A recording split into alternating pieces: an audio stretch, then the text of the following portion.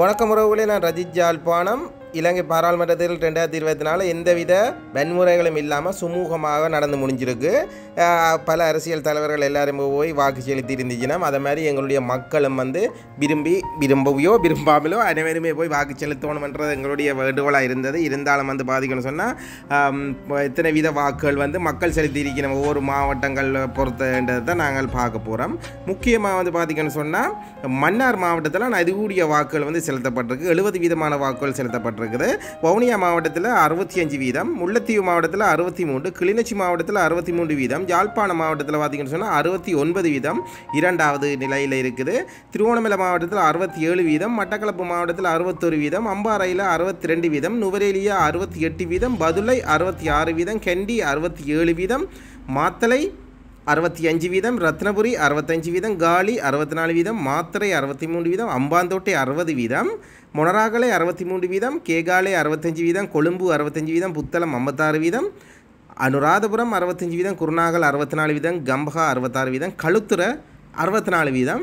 இந்த வாக்கு அளிக்கப்பட்ட வீதங்களை பொறுத்த மட்டும் பார்த்தோம்னு சொன்னால் மன்னார் மாவட்டம் முதலாவதாகவும், அடுத்த இரண்டாவது நிலையில் யாழ்ப்பாணம் மாவட்டம் பார்த்திங்கன்னு சொன்னால் 69 வீதம் வாக்குகளை செலுத்தி இருக்கணும். இன்னும் சிறிது நேரத்தில் பார்த்தீங்கன்னு சொன்னால் வாக்குகள் எண்ண வலிக்கிட்டுருவாங்க. முதலாவதாக அரசு ஊழியர்கள தபால் மூலமான வாக்குகளும், இரண்டாவதாக வாக்களிக்கப்பட்ட வாக்குகளும் எண்ணப்படும். அடுத்த கருத்து கணிப்பு பார்த்தீங்கன்னு சொன்னால் இப்போ யார் இத்தனை ஆசனங்களை பெறுவாருன்னு இப்போ நாங்கள் கிளிநொச்சி யாழ்ப்பாணம் மாவட்டத்தை பொறுத்த மட்டும் எடுத்துக்கொண்டோம்னா, தேர்தல் மாவட்டத்தை எடுத்துக்கொண்டோம்னு சொன்னால் 6 ஆசனங்களுக்காக தான் 396 பேருக்கு மேற்பட்டவர்கள் போட்டிட்டு இருந்தவையில் முக்கியம் 6 சீட் தான். அதில் 6 சீட் கிடைக்கும். அதில் வீதாச்சாரப்படி போனஸ் ஆசனம் கொடுப்பாங்க. முக்கியமாக நாங்கள் யார் இந்த கருத்து கணிப்பு வச்சிருக்கிறாங்க. அந்த கருத்து கணிப்படி யாருக்கு என்னென்ன எத்தனை ஷீட் கிடைக்கும், கதிரைகள் கிடைக்கும்ன்றதை பற்றி சொல்லியிருக்காங்க. முதலாவதாக பார்த்தீங்கன்னா திசை காட்டி 2 சீட்டுகளை பெற்றுக்கொள்றதுக்கான வாய்ப்பு அதிகமாக இருக்குது. மற்றது பார்த்தீங்கன்னு சொன்னால் டெலிஃபோன்.